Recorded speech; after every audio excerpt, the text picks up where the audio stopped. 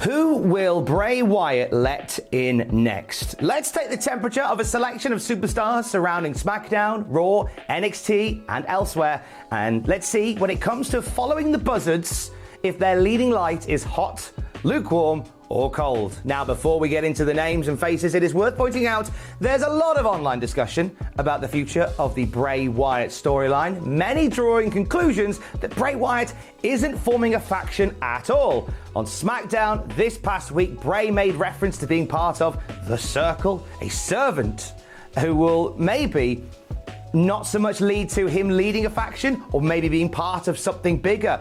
The idea of a Bray versus himself split personality story is creatively delicious, I admit, but allow me to pull on this string for a few minutes and speculate on who could stand with the Eater of Worlds if the Eater of Worlds wanted to share his dinner, so to speak. Let's start testing the temperature of this troubled troop with Liv Morgan, who lost the SmackDown Women's Championship and her mind at Extreme Rules, smiling as she fell unconscious in the grip of Ronda Rousey. Backstage later that night, she was literally and metaphorically in a dark place.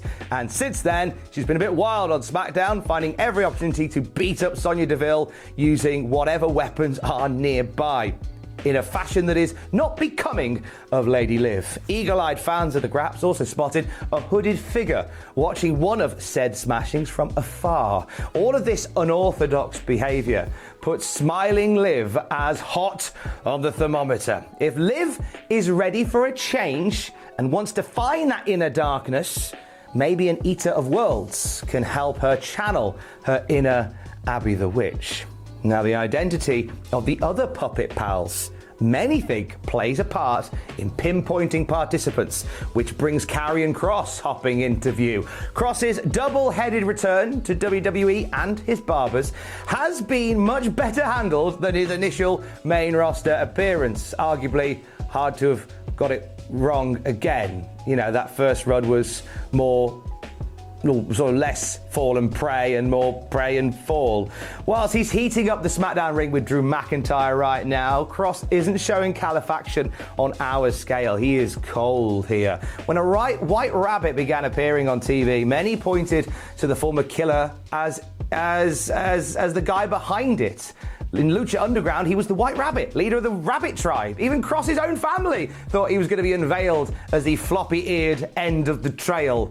Whilst a nod to such a persona in the Triple H era isn't hard to fathom, I don't think he's the leader of this tribe in his current form, and has goals away from getting tribal alongside a bird of a feather in Bray.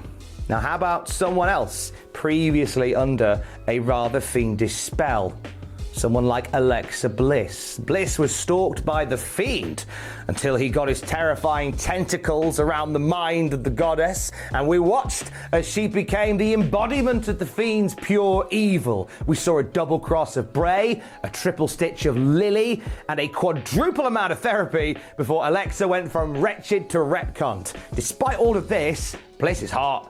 Bliss seemingly being on a path to normality shows a fork in the road ahead that could lead back. They've hinted as such, with Bray sending us pictures of Samson and Delilah on QR codes and spooky pictures of the Fiend appearing above Alexa's head backstage. Whilst Liv Morgan is a more suitable candidate currently, we could very well and very easily see Alexa play the witch.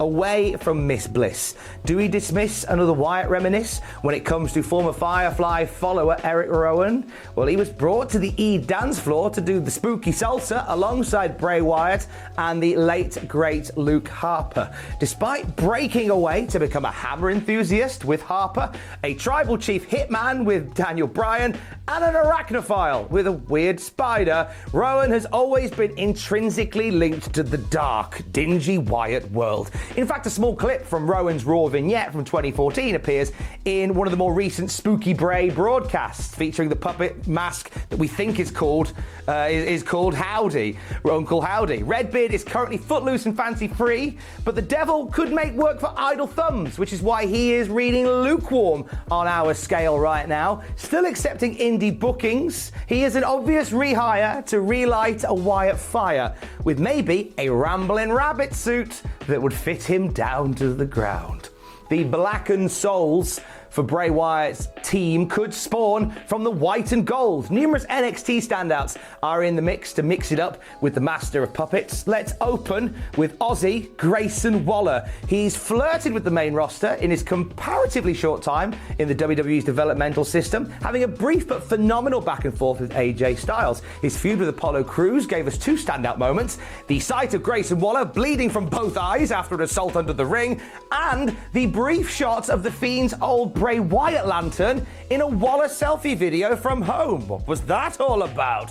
These reasons, yes, even the crying claret part, send the mercury rising to hot for Waller. Many suggest that Waller's attire and demeanor would make him a perfect candidate to portray wisecracking Mercy the Buzzard.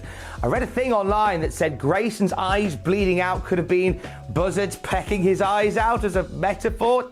Take from that what you will. Plus, he was shot in a casket last time we saw him. Admittedly, he may re-emerge on NXT tonight, and he did re-emerge on Twitter to tell people he doesn't in fact fancy anime women. Priorities. One coffin lid closing, though, could lead to a funhouse door opening. A pair of Tuesday Night Delights that were suggested as part of the Friday Night Fright Club are Jagger Reed and Rip Fowler, aka the Dyads. WWE's creative department said, "Shoes off if you hate Gibson," and this led to the grizzled young veterans getting repackaged as Joe Gacy's baby-faced heel mercenaries. Please grow your beards back. They're reading cold on the thermometer.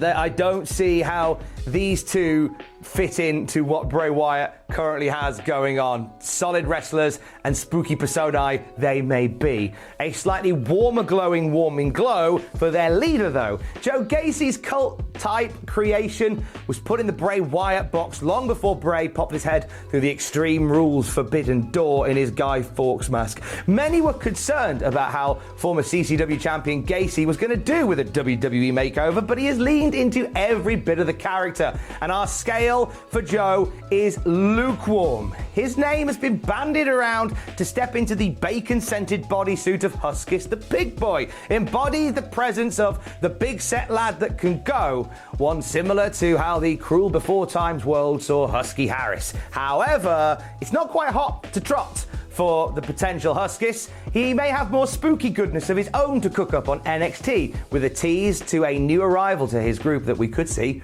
later tonight on NXT at time of recording. Let's give some honourable mentions to some Ring of Honor ringers. Dutch and Vincent were backstage at Raw just the other night. The Righteous currently have no pressing contractual concerns right now, Vincent having just signed off from Impact Wrestling, and Dutch doing nothing as well. It's lukewarm for these oven-ready Wyatt Fireflies. The Observer even reporting that these two have been considered for roles in Bray's tail, and if Trips & Co were willing, you could let Vincent and Dutch be these two nigh on perfectly fitting Bray Wyatt bouncers. You could also debut a tag team, a moss-covered springboard that could launch themselves into WWE's Renaissance tag division. What a start for Dutch and Vincent it would be if they went that way. Back to the main roster, where Nikki may have a secret. Nikki Cross returned on Raw last night, the superhero life not being all it's cracked up to be. After attacking both Bianca Belair and Damage Control on Raw, an unhinged Nikki has reminded us that she could wreak havoc in any women's division she liked. And the lukewarm Mercury makes one think that the controlled rage could be tamed by Wyatt. With an open story arc in her sights, it is possible that it could be SmackDown for a Cross. It's all well and good turning to colleagues, friends, and allies, but surely the strongest of all bonds comes from family. And this is where Bo Dallas enters the debate. It's believed that Bo, who may or may not have been a Bray Wyatt body double during Bray's final run, will be intrinsically involved in this big Wyatt storyline scheme. Bray Wyatt's flesh and blood, who had minimal run-ins on screen, is a rich well of storytelling that the Mercury is reading hot for. Some say he's there already under the mask as the Fiend, a character he will continue to play going forward. There's a lot more yarn that can be spun here. Maybe Bo Wyatt is the success successor to Bray's diseased throne. Maybe he plays eventual foil, leading to flesh and blood, pulverizing each other into, flesh and blood. I'll let your creative juices flow on that note and invite you to shine a lantern on the more latent lamentations for Bray Wyatt's brotherhood in the comments below. Basically, tell me who you think would be good for Bray Wyatt's faction down there. Stay safe and love you, bye. It's not a real lantern.